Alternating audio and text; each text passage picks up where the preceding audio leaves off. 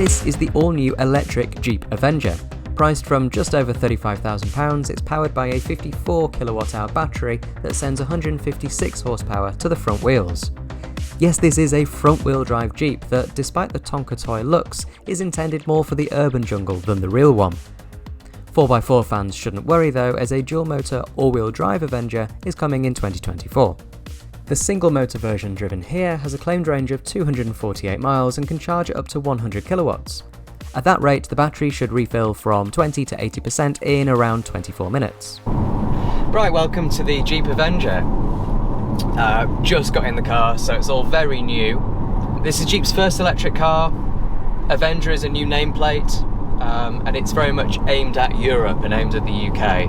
The emphasis here is on it being a small car, but with lots of room inside. And lots of practical storage. This big storage bin in the middle here is interesting. It's covered with what reminds me of the magnetic case of an iPad, like the cover of an iPad, the way it folds up. It's exactly the same actually. Quite a good idea. It's very yellow, this car. That's the first thing I've got to say. Lots of body coloured bits of the dashboard.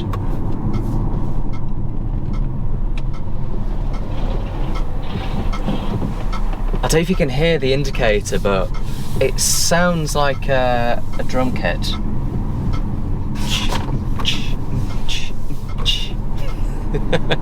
So this is the flagship version of the Jeep Avenger, called the Summit. So it's got all the optional extras, but actually the lower tier obviously has the least, but then the middle and the top tier, this one, they've got quite a lot of kit on them. They've got wireless Apple CarPlay and Android Auto. This model has wireless phone charging. There's a hands-free powered tailgate, so you sort of waggle your leg underneath the rear bumper and the boot opens. Manual adjusted seats, stuff like that, and sort of some quite hard plastics in the door bins. Reminds you this is a sub £40,000 electric car. So as far as electric car prices go, anything under 40,000 is pretty cheap. But it looks pretty good for that amount of money. I think it doesn't look like a cheap car. It looks like a member of the Jeep family, and that's what the company was really keen to emphasize this morning. Is that it borrows a lot of DNA from the rest of the Jeep range, which of course originally comes from the Willys Jeep from the Second World War. Still got similar shapes to the wheel arches, and little details like how the rear lights have got the X pattern in them, and that X is the same as what was on the side of the fuel cans that used to be carried by the Willys Jeep during the war. That indicator sound is really amusing. Not a particularly long drive today, so we're not going to be testing the car's range by any stretch of the imagination. It's showing 248 miles, so it's full. I'm not sure if I can see a percentage. Oh yes, 99%, 248 miles. I think we're only expected to cover about 80 miles or so today. So this isn't a range test as such, but we'll still get to see how efficient it is. Big central touchscreen, 10.25 inches. That's standard across the whole Avenger range. Looks pretty good. Looks, like I said yesterday, it looks very similar to the ones you get in other members of the Stellantis family. The emphasis really is on this being a compact car. It's just a fraction over 4 meters long. But Jeep says space for 5. It's not a particularly quick car. That bit of silence then was me accelerating from 45 to 60 miles an hour. So, yeah, it feels okay. It feels okay. It's quick enough. 0 to 62 mile an hour time is only just under 10 seconds. That's pretty slow, isn't it? There is regenerative braking, but it's not very strong. Yeah, it's only just slowing the car down, even if you take your foot fully off the pedal, off the accelerator. But there is kickdown, they said, so if you absolutely floor it in any of the drive modes, it will give you all of the power and all of the torque. which is quite handy actually, because then you can just leave it in eco or in normal, and then if you need to overtake someone, you know you're going to get full power, you're not going to get caught short. Okay, let's accelerate then from 40 to 60. Yeah, I felt the little, there we go, 60. I felt the little kick down bit at the bottom of the pedal travel, so actually yeah, if you do accelerate hard, it gives you everything. Nice display actually. I think you can change what's in front of the driver, but good view of speed limit, battery charge, range, and sort of what the engine, or what the motor rather, is doing, whether it's deploying power or whether it's charging. Physical climate control buttons, really nice to see. So got a toggle for adjusting the fan speed and for adjusting the temperature. That's oh yeah, it shows you in the top left what the temperature is. There isn't much movement to those buttons, but it's very responsive on the screen anyway. It shows you very clearly what the temperature is and what you're changing it to. I like that. Yep, good amount of space under the central armrest, although that's a little bit far back. For me, a couple of cans of water in the centre console, and I believe the dividers in here can be moved around. Yep, so you can take those out and change the configuration of the storage in there. Like I said, big storage area here, big shelf here. That's very much like a Defender or like a Ford Bronco or something, or an early Jeep, I suppose. Slightly grippy, not particularly grippy surface in there, but somewhere to put your wallet and your keys and that sort of thing. Door bins as well, also a decent size. You can probably fit a small water bottle or two even in there, but they are, like I said, kind of hard, scratchy plastic, so there might be a bit of noise. It feels alright, you know. Went over a couple of very aggressive speed bumps just coming out of the accommodation, and they were quite jarring, but I'm willing to let the car off that one because they were really, really steep. So I'm fully off the accelerator now, 40, 32, 30, okay. And we're going uphill a little bit, but it does slow down reasonably quickly. That's the thing with electric cars, isn't it? They all do the regen braking a little bit differently. And you can switch that off. So we just press park, and then you press drive, and it gives you normal drive, yeah, with creep. Press it again, and then you get drive again with creeping forwards, but then you also get the regen braking when you lift off the accelerator. There's no way to adjust the strength of the regen, as far as I'm aware. There are no paddles behind the steering wheel like you get in quite a lot of other electric cars to adjust that. It is just on or off. Feels quite airy in here, despite it being a relatively small car. Good amount of visibility. The A-pillars are, well, as small as you can expect them to be. I think I would like a bit more regen, but you just get used to it, don't you? It's like getting into any new car. You get used to its drivetrain, and with an EV, how much regen there is. The steering's very, very light. And obviously there's no feel at all, but it doesn't really matter in this sort of car. As for technology, it's got level 2 autonomous driving, so it'll keep itself in its lane, basically. It's got autonomous emergency braking, parking assistant as well, automatic parking.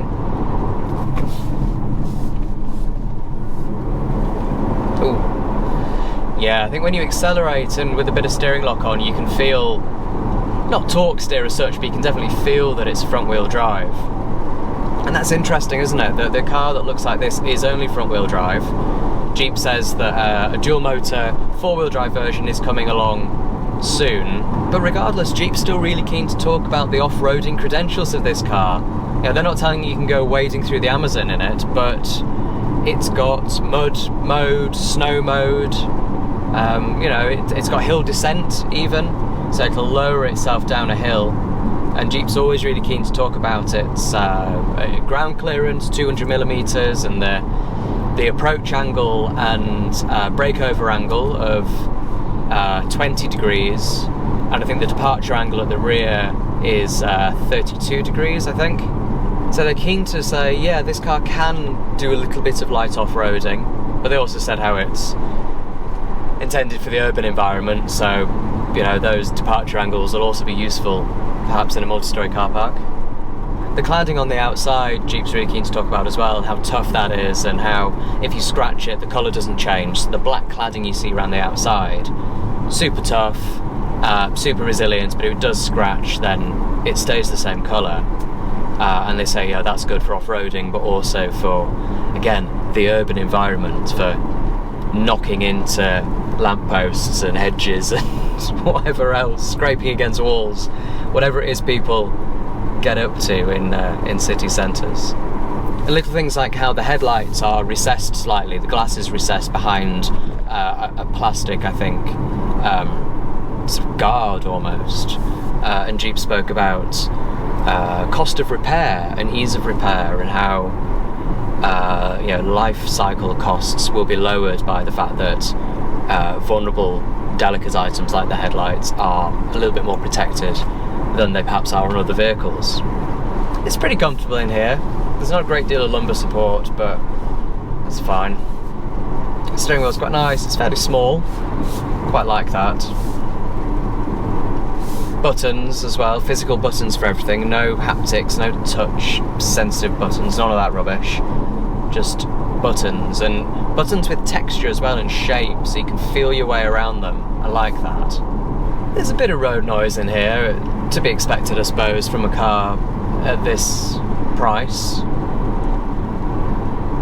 Not too much wind noise off the big mirror there, and it's fairly civilised. In the sense that there's a electronic handbrake and the drive mode button, again with a little bit of tactility to it, a little ridge at the front so you can sort of feel your way around it. It's very normal at the moment. Go down to eco. Is the acceleration a little bit slower, perhaps? Yeah, it's a little bit more sluggish in eco mode. The regen's no harder though, I thought it might have been. And I think it's probably turned the air conditioning down a bit to save a bit of power. Oh, and it added 11 miles of range as well, so 233 in normal and then 244 in eco. We're going to sport mode. See what that does. Oh, okay, right, so is the steering a bit heavier? Acceleration is, well, accelerator's just a bit more sensitive. It's always the way, isn't it, with sport mode? It doesn't really do anything. It just makes the accelerator more sensitive. Bit of noise in here now. We're up at 70 miles an hour. Bit of road noise, bit of wind noise. It's not the end of the world. I'm having to raise my voice a little bit. Jeep didn't say anything about the sound system, so I don't suppose there's a high-end option. The system here is unbranded as far as I can tell. It's a little bit of a shame, because I think that's one of the things that buyers like, and that drivers will actually pay extra for, is to have a branded sound system from, you know, Bose, Bowes & Wilkins, whoever it might be. It would have been nice to have seen one, even just a JBL system perhaps. Little snare drum again on the indicators.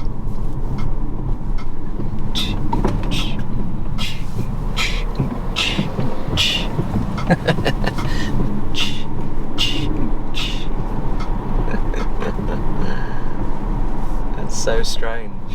Do other Jeeps do that? I don't know. Did you know about ducks? Rubber ducks and Jeeps? Have you heard about this? So apparently Jeep owners, they wave at each other, you know, like a lot of people do. MX-5 owners, we do that. But yeah, the rubber duck thing is like waving but more. Jeep owners, they get little rubber ducks and they place them on other Jeeps, apparently, like on the windscreen. I've just found something really nice. The lane keep assist, which is a little bit annoying. I've felt it pull at the wheel a couple of times when it shouldn't have done. It's really easy to switch off. So you press the car icon here, which again, a button, and then, it's in a shortcut. I wonder if the lovely people that have organised this event have added that to a shortcut. So what you can do then is you press that button once, it opens your shortcuts, and then you turn it off. And then you press confirm, and it says it will come back on when the vehicle's next restarted, but that's not too bad, is it? It's not one physical button, fine, but you can create shortcuts for your most used features. I like that. So every time you turn the car on, if you don't want that, press that button, tap the screen, tap to confirm, and it's off. And then you've got the other functions here as well. Close obstacle detection, automatic braking, traction control, speed limit recognition, traffic sign recognition, blind spot alert, and driver attention alert. It's really good. Home. Okay, and I don't know if the infotainment can be seen too well from that camera, but it looks pretty good. More detailed climate stuff there if you want it, to change direction of the fans. Don't really need that. Seat options. Oh, it's got heated seats. It's nice. Preconditioning, obviously this being an electric car, you can have it warm up or cool down before you get in, which is nice, especially in the winter. We can warm the car up while it's plugged in. There's no quick way to get back to the nav, as far as I can tell. You press home. Oh, okay, then you can swipe across. And then you've got your nav, radio, and heated seats all on one screen. That's quite nice. Or you can go to application drawer, and then navigation. Cool. It's quite a good system, actually. That's quite intuitive, considering I've never used it before and I'm just sort of sat in traffic playing with it. Pretty good. You know what? I quite like this. I quite like it. Jeep's not a brand I've ever really considered. I don't know why, I just haven't. But I drove one recently, actually, as a hire car on holiday in France. I had a Jeep Renegade. Similar size to this, I think. And I thought it was okay. But yeah, I quite like this. It sits below sort of the more common EVs, things like the Polestar 2, the Volvo XC40, that sort of thing. It's a level below that. But then I'd consider it to be above things like electric Minis, electric Peugeots, Vauxhall Corsas, that sort of thing. It's one of those cars that I feel is allowed to be a small SUV because it's a off-roading company, isn't it? They've always made 4x4s, as we used to call them. That reminds me, actually, Jeep doesn't call this a sports utility vehicle. No, it's an SUV, but here the S stands for spontaneous. Is anyone ever really spontaneous with their car? I usually plan where I'm going before I get in. I don't just get in the car.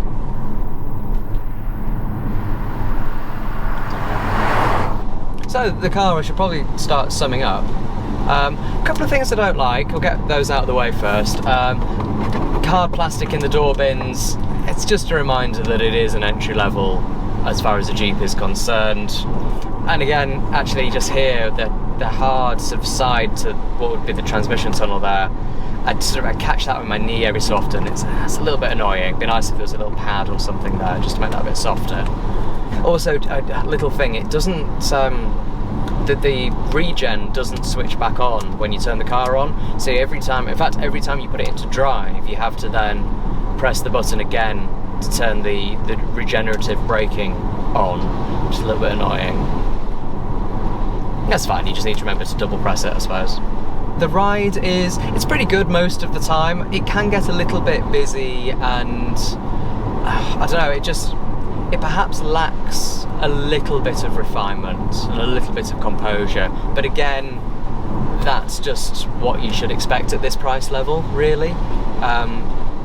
It's fine. Most drivers, most passengers aren't going to notice anything wrong. I spend a lot of my time driving really expensive cars, and you do start to notice some differences. And yeah, it's a little bit busy. it doesn't feel too heavy. I think with some electric cars, they do feel really, really heavy because of course they've got big batteries in them. The battery in this, I think it's 56 kilowatt hours. So it's not massive. It's bigger than what you'd expect in a small city car, but it's smaller than what you get in something like a Tesla. Disco indicators are back.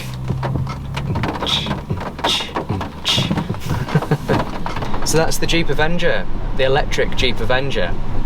I quite like it. I could definitely see myself using one of these as my daily car, my practical small family car. Get a couple of kids in the back, I'm sure, and the boot looks okay. I'll put a cutaway of that in. We did a little bit of, not off-roading, but sort of an axle articulation demonstration, I suppose is what you'd call it, at the break earlier. It was just some metal ramps laid out in a certain way so that when you drive over them, you get, you know, one wheel up in the air, then another.